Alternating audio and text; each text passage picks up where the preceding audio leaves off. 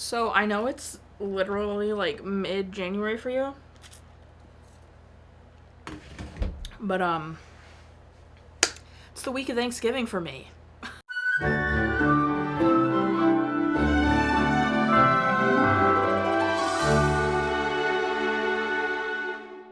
Welcome back to Every Disney Movie Ever. My name is Jess and I'm watching Every Disney Movie Ever. Today I'm going to talk about Beverly Hills Family Robinson. Beverly Hills Family Robinson is a 1998 television release. It is directed by Troy Miller, cinematography by Roger Lanser, editing by Dwayne Hartzell, music by Phil Marshall, and it's written by T.C. Smith. Troy Miller is best known for Flight of the Conchords, Arrested Development, Jack Frost, and the 84th Oscars. Roger Lanser is best known for The Matrix Reloaded, Mary Shelley's Frankenstein, The Magic Flute, and Much Ado About Nothing. Dwayne Hartzell and Phil Marshall I covered in previous videos that will be listed and linked in the description. T.C. Smith is best known for Ernest and Bertram, Hawaii Five-0, An Occurrence on Channel 38, and this. This film is based on the screenplay of Swiss Family Robinson, which is also based on a book called Swiss Family Robinson by Jonathan David Weiss. It's a very short summary, but shall we compare?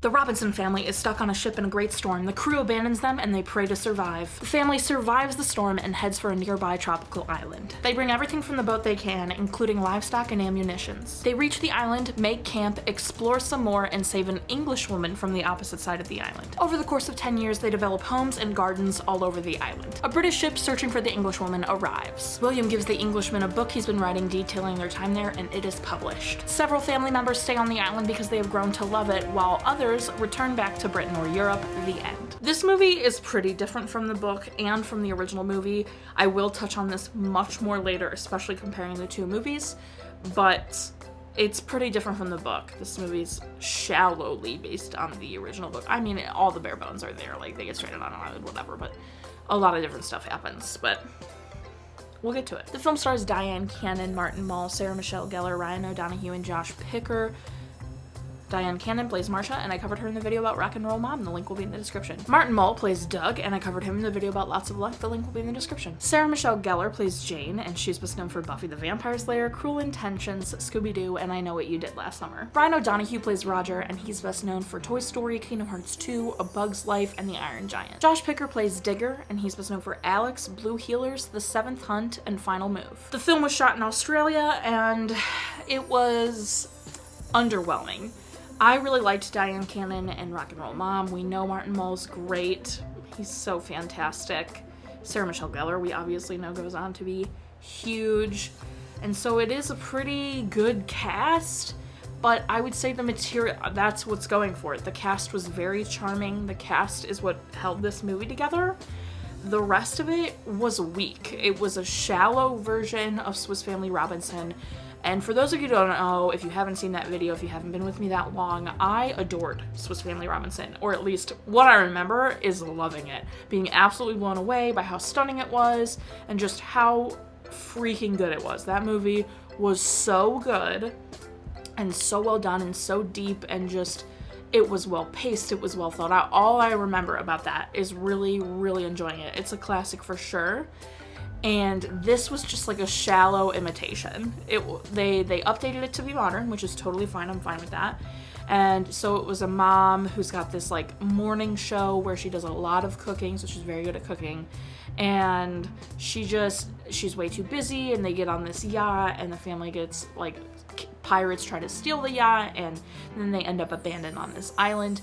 And it doesn't have the depth and emotions and all the stuff as well paced out, as well written out, as well thought out, as well everything out as the original does. Well, original Disney one, because there is one before the 60s version of Disney's. But this one is just, I wasn't mad about the fact that they were trying to modernize it and make it more like, look, it's at this time people. I was fine with that, and I think it could have been done really well, but this just felt very like, we're going to do everything that happens in Swiss Family Robinson, kind of. They changed quite a bit. There's not 3 children, there's 2. Yeah, they have 3 children in the original, don't they? They have 2 boys and a girl, I'm pretty sure. Whatever. And it's just, I don't know. It was just a really, it's not as good. It's not as good, and I can't help but compare it because I loved Swiss Family Robinson so much. This one was fine. Like, I didn't think it was horrible. Like, I don't think it's a bad movie. I think people could watch this and be entertained for sure. But it tried to capture the heart and the growth and the message of the first one, but, like, didn't. Because this one, the mom, like, learns her lesson to not be so, like, self-involved and involved in the show and everything. But at the end, they don't stay on the island. None of them choose to stay on the island. They all leave the island, which I thought was interesting. But I digress. I don't really have anything else to say. The cast was very good, but that was the only part of this film that I really, like, thought was genuine. And I kind of gave this film a bad score because I can't help but comparing it to Swiss Family Robinson, because Swiss Family Robinson is stunning and so beautiful and such a good film. So that's everything I have for Beverly Hills Family Robinson. I watched this on YouTube, just so everybody knows, so get yourself on YouTube and watch it.